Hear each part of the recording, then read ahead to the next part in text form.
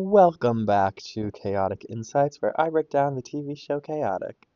And today we'll be talking about episodes 9 and 10, Castle Bodhran or Bust. So grab a snack, start your laundry, and we'll dive right in. So, episode summary. We start this episode at Dractyl's nest. Kaz is collecting Dractyl scales to bring to hearing. He sees a player's scanner, then falls out of the nest. Dractyl catches him, but he drops his scanner. Peyton picks up Kaz's scanner and realizes Dractyl has low courage, so they decide to spook Dractyl to save Kaz. Now, Kaz goes online and emails the owner of the mysterious scanner, and a British boy shows up at his door.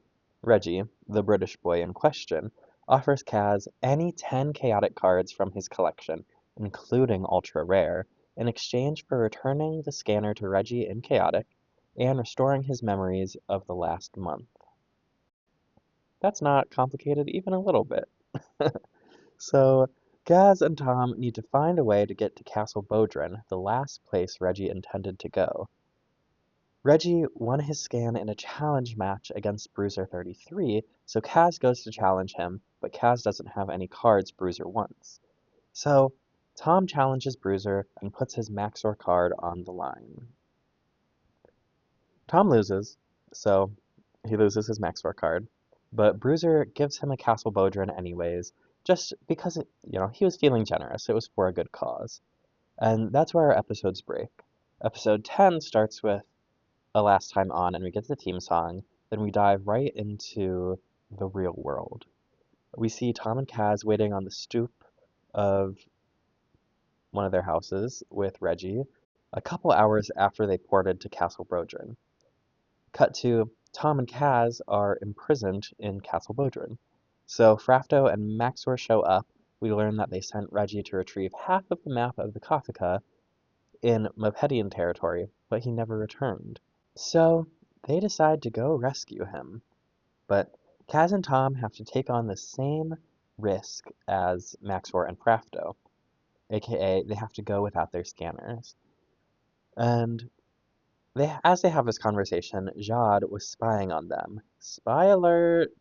Um, this means that the Danians are the only group that we haven't seen with a spy yet, so sprinkling a little analysis into the summary.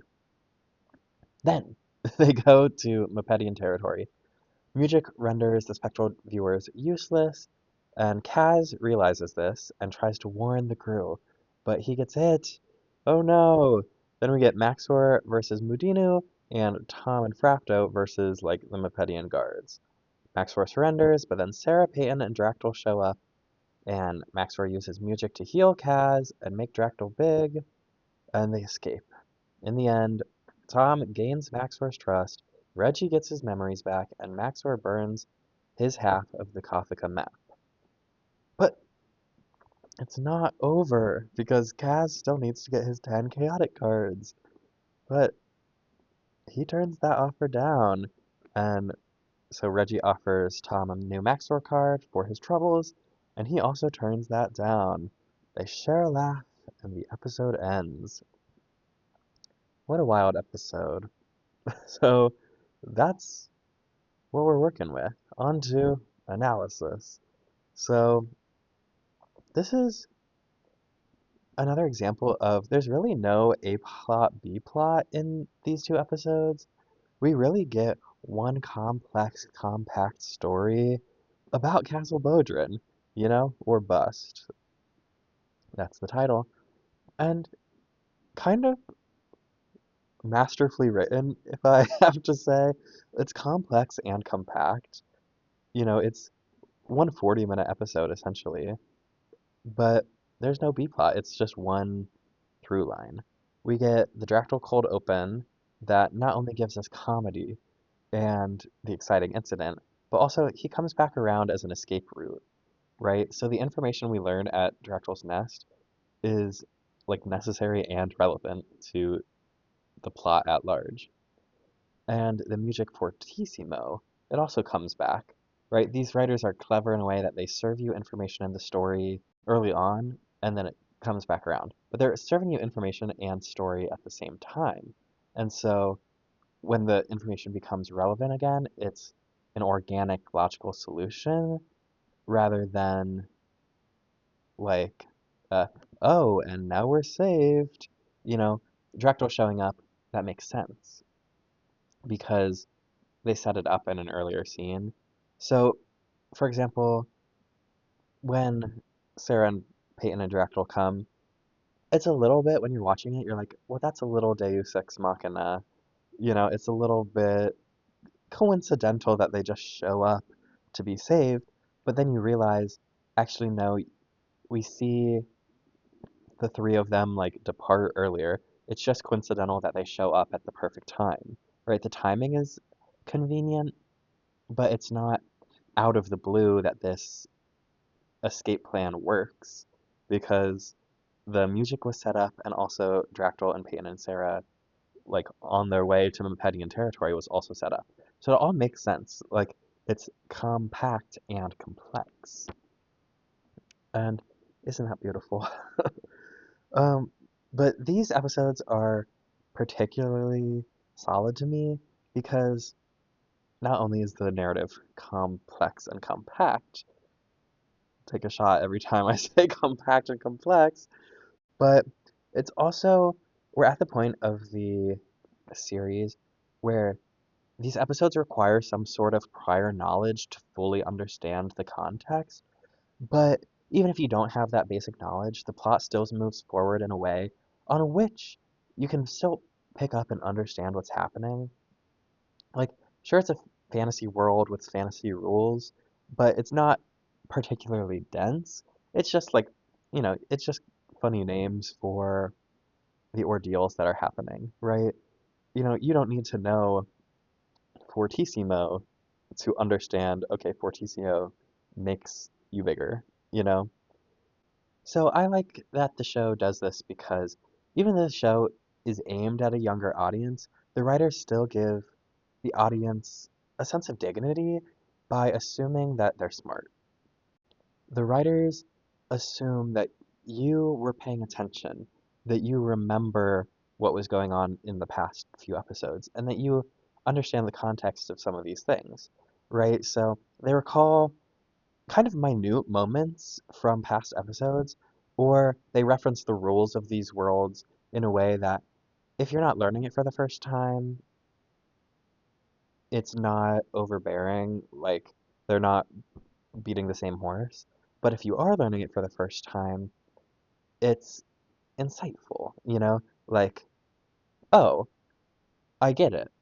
But if you're not learning it for the first time, they're just reinforcing the ongoings of the world. For example, let's get into examples. The cold open, Kaz is scavenging for Dractyl scales, right? This requires you to remember who Hearing is and Kaz's relationship with him. Like, sure, they reference Hearing, but if you don't know who Hearing is, his name is going to mean nothing to you. So it requires you to remember who Hearing is and what Kaz's relationship is with him. So Kaz gives Hearing Dractyl scales as a snack in exchange for scans. That's their relationship, right? And we learned about this in episode 3, I think, with the Vile Driver plot, where, Kaz gives him Dractyl scales in order to get a scan of Vile Driver. But now we're seeing the flip side of that interaction. Instead of seeing Kaz give Hearing the Dractyl scales, we're seeing Kaz get them. And you can tell that Kaz has done this before because he's so prepared. He has gloves and all. He's, you know, he's being the leader in the situation. And I do have a tangent here of how does Dractyl have scales, right? Like, he is a bird, and birds have feathers, not scales. Isn't that crazy? But to me, Dractyl, I guess he's a mix of like a dragon and a pterodactyl. Or at least he's pterodactyl inspired, so not bird, more lizard. Now we know dinosaurs are birds, like are the ancestors to birds, but I feel like this was made in a time before that was like regularly widespread, if you will. Like we knew it, but dinosaurs shrink-wrapped, scaly meat suits. Think Jurassic Park, instead of like fluffy with feathers. So perhaps he has scales because he's a pterodactyl, but he has feathers around his neck. So I'm just curious, what part of Dactyl is the scales? And you know what? I actually don't want to know the answer to that question, so we're gonna move on. End of that tangent. Who is Dactyl and why are his scales? So another example of something that this episode references from prior episodes is Kaor. He is the leader of the underworld, right? Kaz's favorite creature. And they use him twice, I believe, when they scare Dactyl, because he has such low courage. He's so um I think they call him a big chicken, right? And so this is another thing of if you don't know who Kaor is, you understand like, oh no, Kaor is someone big and scary and he's going to spook Dactyl. But if you know who Kaor is, it like adds that much more. Another thing is, that Maxor is a rare card and he's the leader of the overworld, right? If you really understand how rare Maxor is, losing him in battle becomes all that more meaningful. But if you don't, then you still understand this was something meaningful to Tom and he'll be sad. But if you understand how hard he is to come by, then it even deepens that loss because it'll be hard to get him back. Um, some other things, you need to know how chaotic works, specifically the split consciousness and being able to re-download your memories with the scanner. It's, you know, just the basic rules of the world, but they're so integral to the Reggie plot because his consciousness is actively split and his reality is different from his chaotic like avatar because of when he ported and how it's been a month. Right? So you need to understand that. And that comes from the first two episodes. We also have, Mepedians have invisibility. That was introduced in episode 3 with Peyton's battle, and that you can see them with spectral viewers. That was referenced in that episode, but I don't believe he had spectral viewers in that episode. So this might be our introduction to the spectral viewers. It might be. Check me on that. You also have to understand what the Kathaka is and why it's important and why the map to the Kathaka is worth the risk for Maxor. And what the Kathaka is was explained in episode 4. But these are just some examples of how Chaotic is building upon all that exposition they've done in these earlier episodes. And because they've already laid out the exposition, there is the expectation that you already know it. So this is a good example of they laid the foundation and now we can move forward. Now we can have plot because you understand the rules of the world. You know who the Mopedians are. You know who Maxor and Kaor are. You know about invisibility and you know about these conflicts and what the Kathaka is. And so now we can tell a story with like emotional depth and arcs because you don't have to be explained the rules of the world. We can just live in the world and tell a fun story. And that's great. And I think this episode does achieve that to some extent. We get some sort of catharsis through this episode. A good story has catharsis. Anyways, enough about catharsis.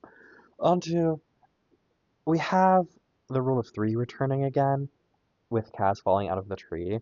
So let's play a game real quick to see if you pick up on the same things that I pick up on, right? So what do these 3 things tell us, right? 1, we have an establishing shot of Dactyl's nest atop a tree. It like pans up. 2, Kaz is climbing the beanstalk, but his foot slips. Oh no! And then 3, when Kaz falls out of the nest, he's falling for a literal century. Um, he was able to grab a scan before Dactyl caught him, right? So what do these things tell us? Establishing shot, Kaz climbing the beanstalk, and him falling, right? What I feel like Dora, maybe I won't do this bit again. So what do these things tell us? What I've concluded is Dracula's nest is very high up, right? These things emphasize truly the height of Dracula's nest. And the height pairs with that, like the danger of climbing it, the stakes of if you fall out. And so they really emphasize the height of the nest. Like that nest is so high up. The establishing shot, pan up, it shows up really the distance. Kaz climbing the beanstalk, his foot slips, and again we see the distance of if he fell, that would be dangerous. And him falling, he's falling forever. He's able to get a scan in the time that it would take him to fall. He had the time to pour it out. He truly did. And I guess let's talk about that. Kaz being, he's just being so greedy. Him being, to use the show's terminology, a scan hog. He's literally choosing to get a scan of Dractyl over, I don't know, living. Like that tree was so high up, so high that they emphasized it three different ways. And instead of porting out like the safe thing to do, he chooses not to do that. It's kind of actually ridiculous, especially since later their plan is like to stay safe, we never leave our scanners.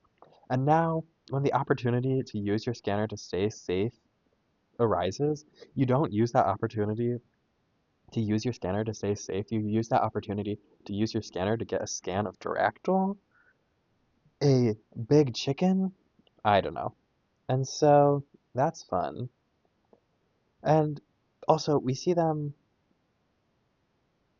This is a side note. But okay, later when they say that rule of, you know, our rule is to stay safe, we never leave our scanners. Well, they've left their scanners before. In that episode with the Danians, they did leave their scanners. Like all four of them got their scanners taken, and they've broken that rule before. So it's crazy that they're like, now we'll never depart with our scanners. Well, it's happened before, so maybe we should come up with a backup plan, or maybe this is a really in the moment of we'll see what we're gonna do. With that rule of three, we established this, and it's something silly to be like, they use this rule of three to establish that this is so high up. And, it establishes the stakes of if he falls, that would be dangerous. And, it's just something simple, but even something simple in a story like this, there has to be so many decisions made throughout the process. The writers are making those decisions, the storyboarders, everybody is enhancing the story, like making decisions throughout to enhance the story. And we really get that, even for something simple like this is a tall tree that the nest is in. So I think that's fun. I think it's interesting. But really, we should talk about the star of this episode. Reggie, full name Reginald Tevington, star, icon. Just one of those side characters, one of the one-off characters that really stick with you because this is such a banging episode. But what I'm here to talk about is how this man, this child, must be so absolutely wealthy. And let me tell you why. So first, the name on the back of his scanner, when they were like, oh, his name's on the back of his scanner, you're like, okay, maybe he wrote his name in Sharpie, maybe, he put a sticker, a little label maker. That's what I was like, when they said that. I was like, okay, Reggie going crazy with the label maker. But then they show a shot of it, and it's not just his name on the back of this scanner. It's like engraved on a plaque and it's screwed into the back. Like what are you doing that your scanner needs to have an engraved plaque with your screen name on it? Not even your real name. It's not like a if lost, please return to. It's not like a baggage tag, if you lose your bag at the airport. It's like fancy and decorative and gold. Like literally ridiculous. Why are you paying for that? And two, Reggie pulls up to Kaz's place in a limo. In a limo.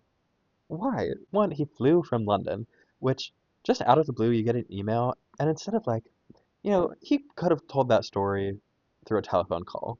You know, he could have sent the cards in the mail. Pick any 10 cards, or maybe after it happens, then you fly out because they were committed. Some guy emails you, and you buy a flight just to show up, to cross the ocean just to show up and tell your story. Okay, fun. And while you're at it, you're renting a limo. Like, I guess, okay, party, we're on vacation, let's get a limo, have some fun. But also, why are you renting a limo? I don't know. So, one, engraved plaque on the back of the scanner. Two, in a limo. Three, he just flew from London out of the blue. You know? So these are things that, like, narratively, I think impact me thinking that this man is rich. And then we have some of the, like, less subtle things, like, he speaks in a proper British accent. It's not like Cockney, it's not like Sheffield. It's like a pretty, it's like a pretty standard, proper British. I think from what my ear can detect, I'm not an accent connoisseur, but this is like pretty stereotypical. In America, we have this stereotype that British is like posh and has a high status, and you connect to the high status with wealthy and rich. And so this is another example where like the creatives here are making choices, and whether they were like, we need him to be rich, so let's make him British, or he was British first, and they were like, and somehow he got here, and that it happens to be because he's wealthy. Whether those things are connected or not, they're still they still appear in the material together. And so him having a British accent, we do kind of associate with, status and wealth. And so I think that contributes to it. And something that I also noted was he's wearing like a private school uniform, or what in America we would call a private school uniform. But this, fun fact, is actually not a wealth indicator.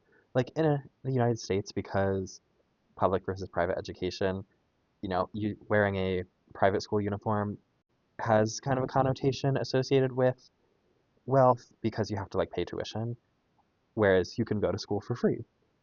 But in Britain, in London, in the UK, schools just have uniforms, right? So the school uniform isn't actually like a wealth thing, it's just a British thing. And so I think that's fun. But then the last thing that I think contributes to his wealth is his wheelchair, right? So his accident happened within the last month, and right because he could walk before he had his scanner, or before he lost his scanner, and so that's our timeline of him being in chaotic is like essentially it's 1 month, and so one, wheelchairs are expensive, but two, electric wheelchairs a bump up, but three, he has a custom wheelchair with accessories. He has a slot for his chaotic deck to come in and out of the arm to open perfectly nicely. What do you mean? What do you mean you're like, I love chaotic so much that I am going to get the wheelchair that comes with accessories, right? He paid for that.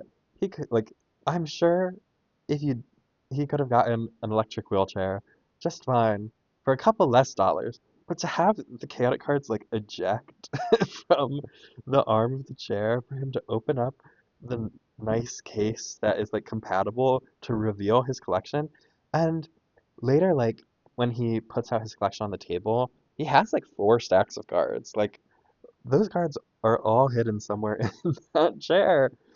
And I just think it's interesting. I think it contributes to the association of wealth that I have with the Reggie character, right?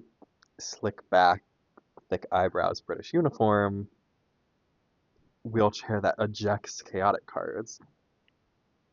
And I'm not a wheelchair connoisseur, but I have to assume that that has to be like a bump up in price. Right, but if he has enough money to engrave a plaque for the back of his scanner, he certainly has enough money to get the wheelchair that comes with the chaotic accessory pack. So these are, I think, the 5 things that contribute to my association of Reggie and his wealth.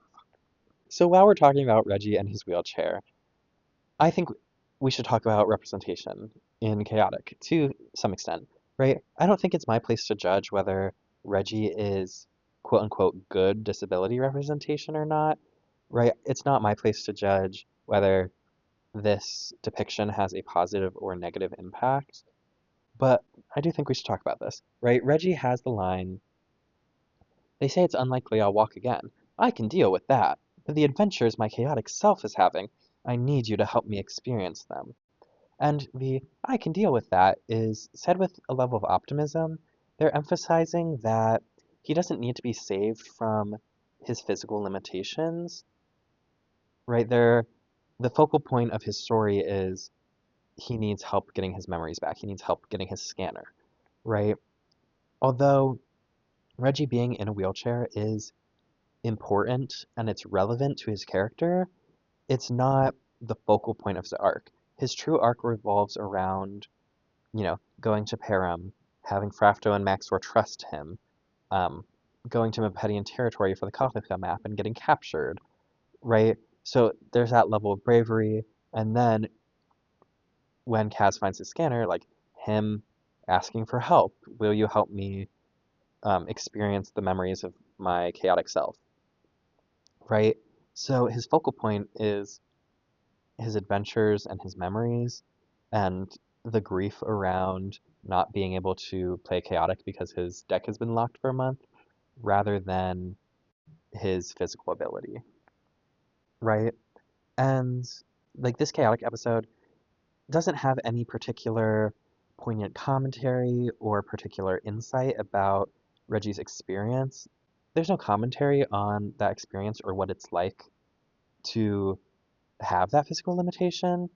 He's just a person who happens to be in a wheelchair, right? This is a story about chaotic. It's about fantasy wrestling and the world of Farum, and this character just happens to be in a wheelchair, right? So whether the representation itself has a positive or negative or even neutral impact, I do think there's a level of even having a person who happens to be in a wheelchair on screen is important because it normalizes, mobility aids to this younger audience. It introduces, not everybody moves about this world in the same way. And representation is such, especially in media, I think it's so important to see depictions of yourself in media, but on the flip side of that, it's almost even more important to see representation of people who are different than you in media because that's how you learn about other people's stories and gain empathy. If you're not in a place like physically where you're experiencing people who are different from you on a day-to-day basis, right? Like there are communities that, you learn things about people because they're different than you. But then there are communities where you don't. And so having that in the media that we consume, I think is important. So having a character who happens to be in a wheelchair, right? I think it is important because it normalizes that people have different experiences. And, some people use mobility aids. And Chaotic they do a decent job of this, of having diverse characters come in and out each week and kind of normalizing that there are different people in this world and they can all come together in Chaotic for the love of the game, right? Sometimes this representation feels a little stereotypical. Sometimes it kind of feels like box checking, but it still exists, right? And there's a level of, you can't you can't judge disability representation if it doesn't exist. You can't judge diverse representation if it doesn't exist, right? And so viewing the show from a 2025 lens rather than a 2006 lens, there are different perceptions and expectations there, but, Chaotic does make an effort. And that's what having a person be in a wheelchair, does that feel like it's just checking a box? I don't know. That's I don't know if that's for me to decide, right? That's for people who use wheelchairs to say, I think this is positive or negative representation. But I think the fact that it exists is good because then, it gives us a platform to discuss the representation and to learn and grow about different communities, right? It normalizes people who use wheelchairs. One, that they exist, and two, that they can be nice people who team up with the protagonists. This depiction doesn't fall into the antagonist trope that we see very often with characters with disabilities. Um, and Chaotic does this with other identities as well, right? Like there's racial diversity in terms of we see characters come in and out each week in different identities. We see age range, we see a parent, we see child, we see tween, we see older teen, young adult. We get diversity in age, we get diversity in um, sex. The next episode, I believe, is the Battle of the Sexes episode, where they kind of come up with a ambiguous conclusion to the conversation of Battle to the Sexes, and we'll talk about that when we get to it. But even Reggie being British is international representation. We're not just focusing on an American experience. Now we have somebody from a different country show up and show us that Chaotic is an international game, right? And so as we navigate like a representation conversation, we do have to remember that in the show, our six recurring characters are all white, and 2/3 of them are men. Right? Our six recurring characters being Tom, Kaz, Peyton, Sarah, and Clay and Christella. Those are our six recurring human characters, and they are still primarily representing like the white male of it all. So it's just one of those things that as we talk about this topic, um, I we might have to return to it at some point. I don't think I'm able to give it the breadth and depth that's necessary to discuss the representation of it all at this time. But as we look back on this early 2000s show, I think let's one right like we're looking at it through a 2025 lens. So let's take note of how does chaotic represent people with varying identities, and is it positive or negative? Is it tokenization? Is it box checking? Are there stereotypes associated with it? Or is it the flip side of that? Is it not that? Right? Is it progressive for its time? And is it still progressive today? Or was it progressive for its time and we moved past that to some extent? Right? These are questions that I want to ask.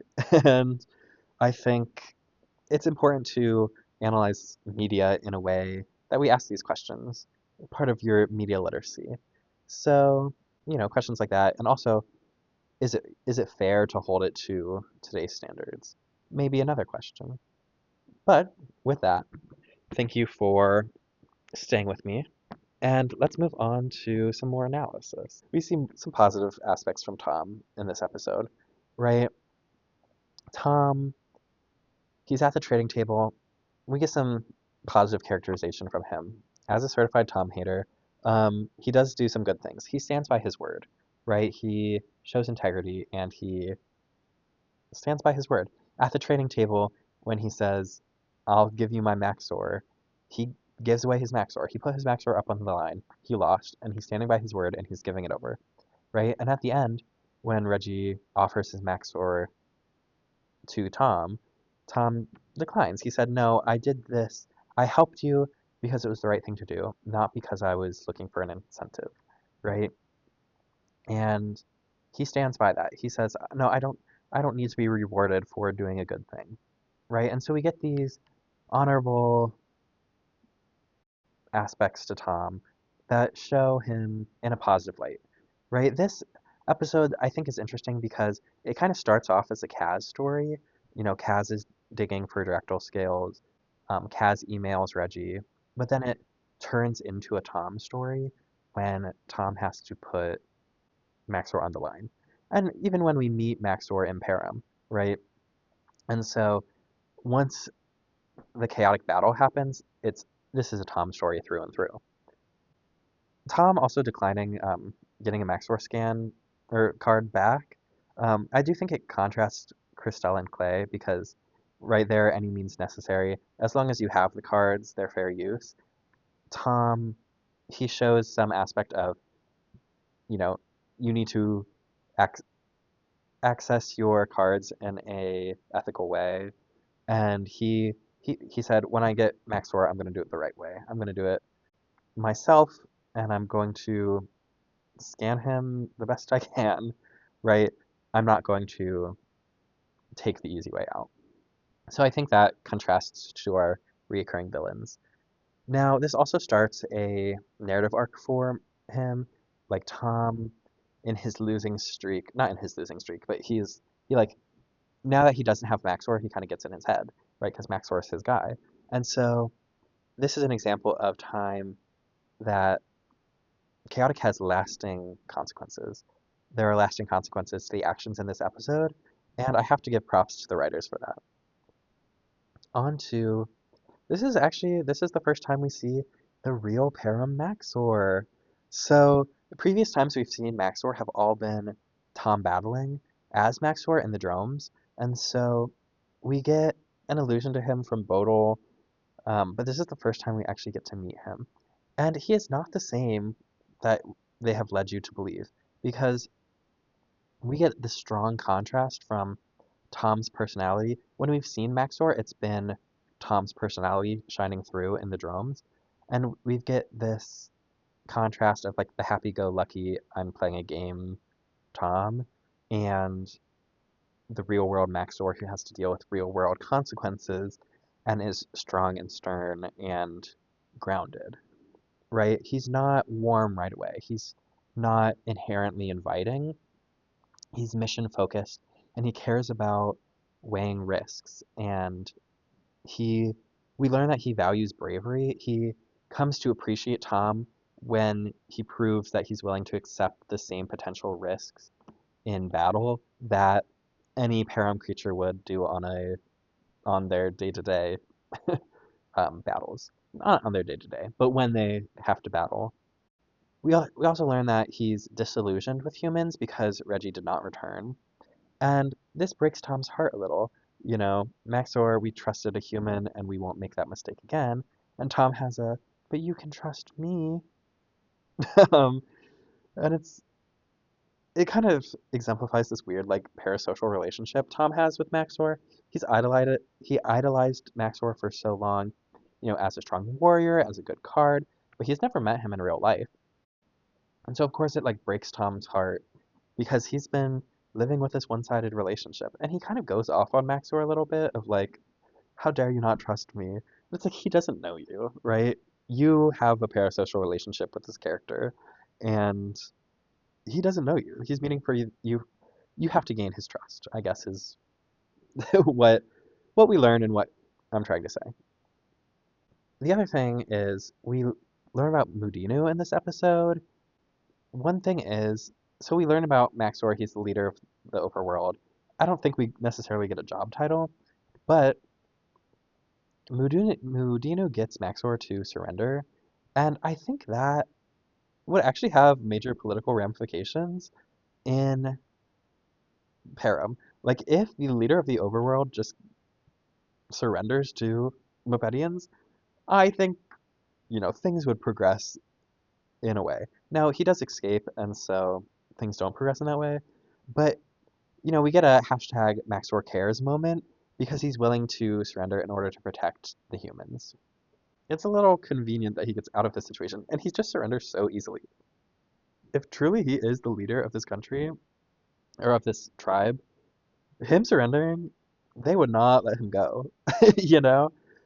Like, I don't think they really explore the ramifications that would bring. And the stakes are the Kathaka, and so I think we understand to some extent, like, Maxor is putting himself on the line for the Kafka, the source of, like, ultimate power. And so the stakes are that huge, like, he'll surrender because it's for the Kafka. And maybe that's some justification, but, or the potentiality of getting the Kafka.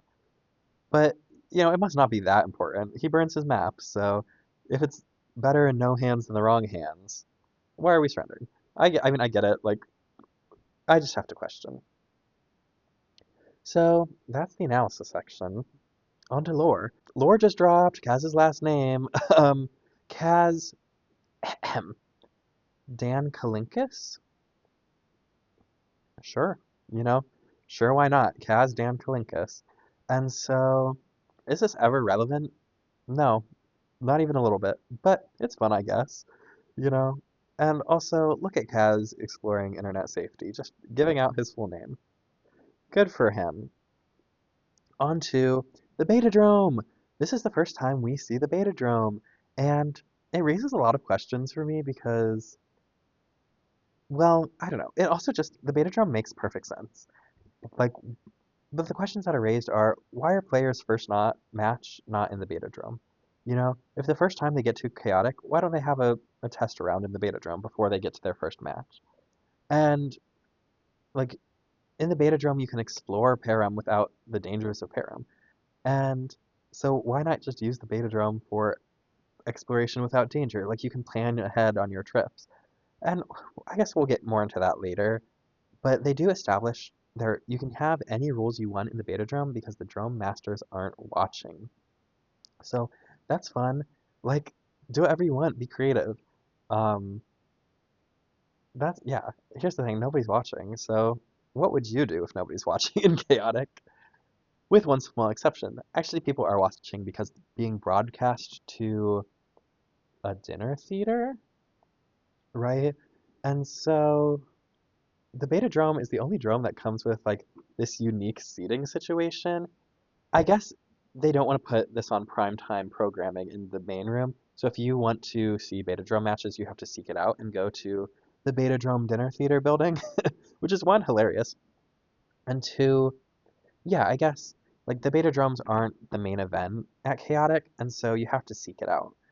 But there's definitely a different ambiance to these rooms. It's more enclosed, it's more dark and cozy and homey, and the big room is more like bright and grand and impersonal. And so it's just a different environment that we haven't seen before. So that's some lore. Chaotic has the Betadrome dinner theater, and good for them. I feel like if I was at Chaotic, I'd spend so much time there. That's where you'd see me, in the Betadromes, in the dinner theater. Dinner and a show? Sign me up. And something else, the screens that aren't showing matches in Chaotic, like especially in the Grand Room, a lot of the times they just flash card artwork, which makes me wonder, like, there's two levels to this. One, in world, or is flashing card artwork just like the screensaver of Chaotic? Like, if is rare artwork, if seeing a creature you haven't seen before, is that like getting the hit of dopamine as like in a screensaver seeing the square hit like the corner of the screen? You know, oh, who was that creature? Ultra rare card just showed up, because they're just flashing card artwork. But in so that's in the chaotic world, but in the real world, I do think it has beneficial because one, they don't have to animate like just random matches and throw them on the screen. But two, it creates recognizability for common cards, and so it increases awareness. And when you're pulling cards, you want to pull cards that you see and and that have cool artwork. And so if you've seen that artwork on screen, I think it increases your joy and enjoyment when you are pulling cards. That's fun. We also get a lot of lore about the Mepedians in this episode. So we learn about Mudino. He is a leader of some kind, and he has a crest. They don't ever call him Prince in this episode. Like, we know he is Prince Mudinu from his card, but they never acknowledge it. He calls himself Mudinu the Magnificent, so that's fun. But, he's just Mudinu in this episode. He's not Prince Mudinu. So that's interesting. And then we get Jade, who is a Mopedian stalker, and kind of a clumsy one at that for one, getting found out, and two, dropping the crest. Like, okay. Unless dropping the crest was planned because he wanted to ambush Maxor, but I don't think it was, right? We also learned that the Mopedians have half of the map to the Kothica, and that it's locationally near Castle Bodhran and Dractyl's Nest. Like, on a map, these things are near each other. In So the overworld territory of Dractyl's Nest and Castle Bodhran are close, and those are both close to the Mopedian territory. We learn the Mopedians have access to music that renders spectral viewers useless, which manifests as some sort of powder that gets spouted from Mudino's fortress. And both of these locations, Castle Bodhran and Mudino's fortress, are really just two towers in a desert. They're just towers in a desert. No surrounding area. Good for them. So I wonder if they are some kind of like border patrol stations of since they're close to, you know, the overworld Mopedian border, I wonder if that's like their use. We also get that Frafto is associated with Castle Bodhran, and so maybe that's his job. Maybe his job is monitoring the Mopedian border. That's me like drawing conclusions and not necessarily in the text, but in some kind of analysis. And we get that Frafto, he really knows Castle Bodhran in and out. Like, he spent a lot of time there, which, let's talk about Castle Bodhran, specifically the building and the card design. So the card design is very, I, I never really understood this card design, and I think that's intentional. It's very MC Escher in the way it's put together. Staircases leading to um, nowhere, or not necessarily nowhere, but like you have different perspectives, you have changes in perspective, and I don't, it's intentionally confusing and misleading, and that manifests in the show of like random stairwells as well, but they had to put them in a real like physical space, and so this card is much more conceptual than the location we see on the screen in the battle, but they're both like quite dynamic, especially in this. This card is very dynamic in that the composition, it has the strong diagonal, which creates a lot of movement, and the staircases going places creates a lot of movement. One thing that I think has confused me is proportion in the card design.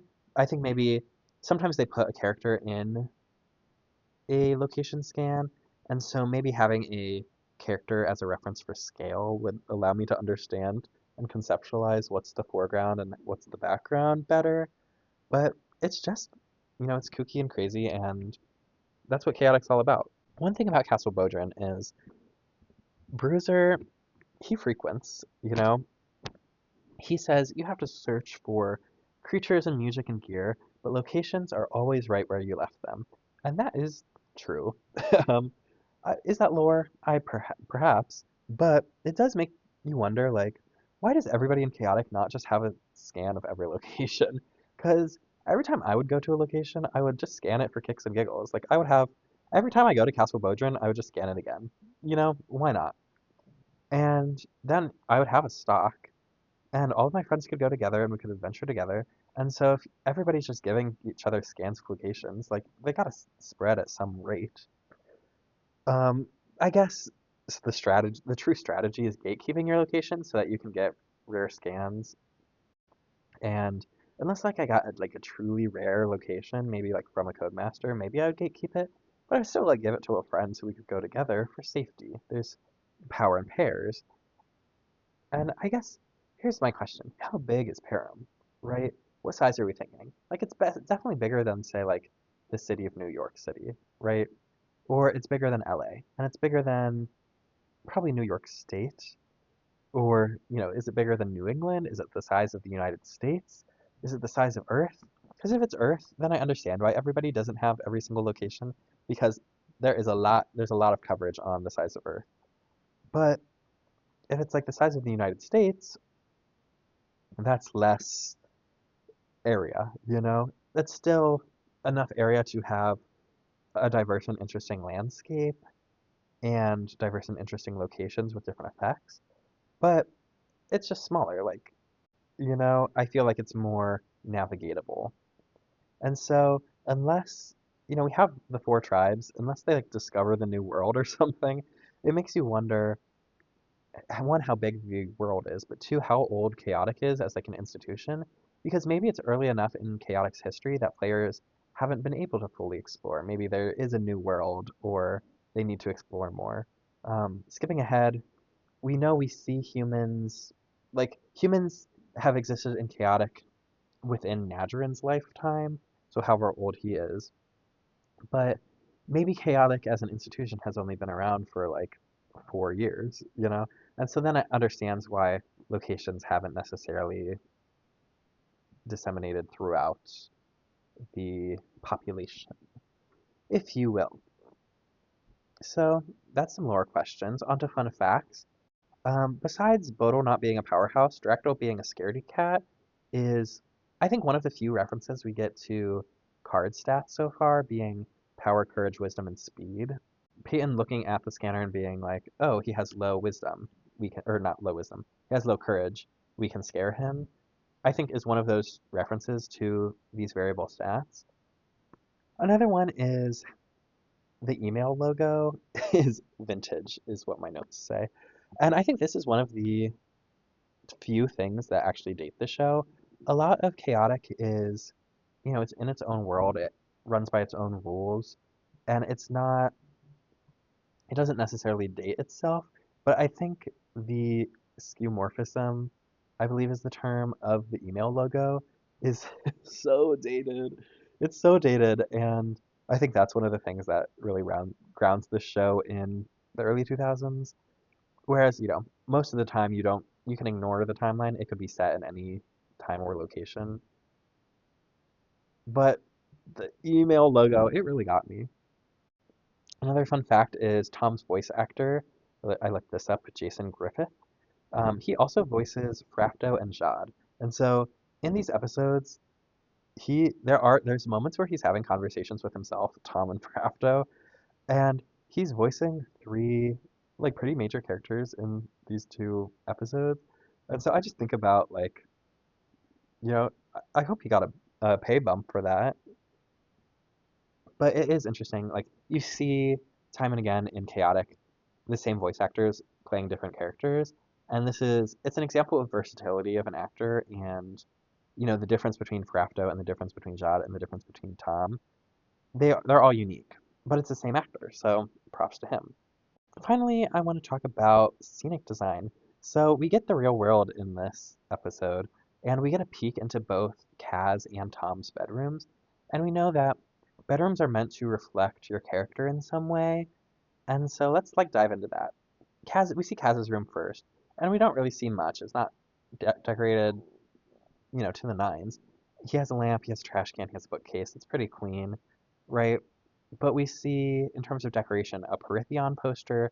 We get figurines of Kaor and Nadrin and Mesmar, and that's pretty much it, right? He has a computer, but the decor really emphasizes that Kaz loves Chaotic.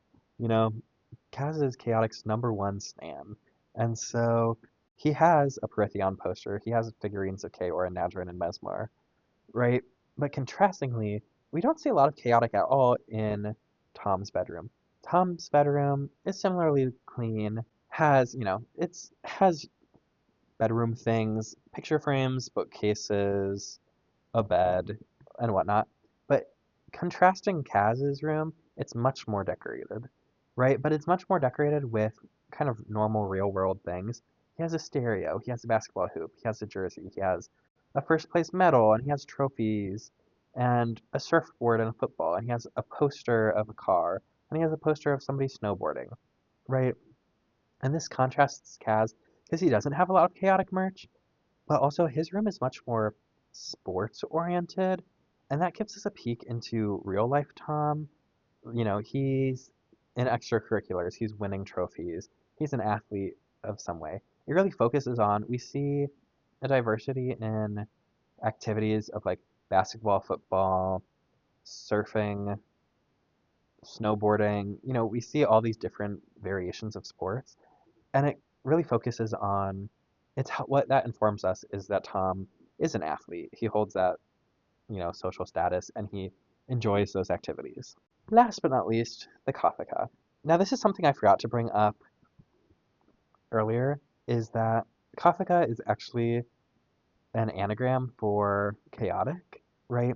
And so I was going to talk about this when we learn about the Kafka in that earlier episode, but the Kafka is relevant in this episode as well, so why not? Why not chat? Why not discuss, right? Kafka is an anagram for chaotic, right? They share the same letters, and if you just rearrange those letters, you can spell each word, right? We get, Chaotic, Cothica. The first letter of all of the Codemasters' names we'll come to learn are also associate with these 7 letters, and we have 7 Codemasters, right? Krellin is spelled with a C, so, Krellin, Hotek, Imthor, those are just 3 of the examples, but those all fall into the same letters. That's not a coincidence, that's the showrunners being smart and tricky and pulling a motif, pulling a theme, pulling consistency, right? Especially if the Kafka is the ultimate source of power. See, I have my own headcanons about what this means and what these puzzle pieces, what these clues are leading us to believe, but I want to hear your headcanons. I want to hear what your theories are. It's just something that's interesting and I think adds a level of depth to the storytelling. Right? You can tell they had a plan, and I want to know what that plan is. But while we're talking about the Kafka, actually, why did Reggie have a map to the Kafka? Do you think it was the real map to the Kafka, or do you think it was kind of fake? And also, is this map giving Dranicus Threshold? I don't know. I'm not going to go there, but I want to know what you think. So some final thoughts on these episodes. All in all, pretty stellar episodes. They're complex and compact storytelling, and they're pretty pivotal episodes, especially in a sense that Tom loses his Maxor, and that has lasting consequences. And also, it's kind of a feel-good episode, right? We end in a very Pixar-esque sense that the characters don't necessarily get what they want, but they get what they need, right? They don't get like Reggie gets what he wants, he gets his memories back. But Tom and Kaz, they don't get the reward of the cards. They choose to go without it. And they don't get like Maxor is gone, they don't get a replacement Maxor. But they do get what they need in terms of like emotional fulfillment of the right thing, right? They get a sense of they helped somebody, right? And it's interesting, right? I it's curious of how this episode ends on this kind of feel good note, but really nothing happens. It's like score and them doing a good thing, and they kind of laugh. But you do you do feel that level of emotion. So all in all, I think this episode really explores the playground and the toolbox that Chaotic presents. We get a story in the real world, we get a story in Chaotic, and we get a story in Param, and all 3 are integral to the story at hand. And that's why I think it's complex and compact because we navigate all these different locales and they all directly contribute to the through line. And I just think it's good. I think it's really solid and like skillful storytelling. So, with that, let me know what you think. Thanks for watching and going on this journey with me. I know this one's a little bit longer than some of the other ones, but we dived into a lot today. So thanks for watching, and I'll see you next time.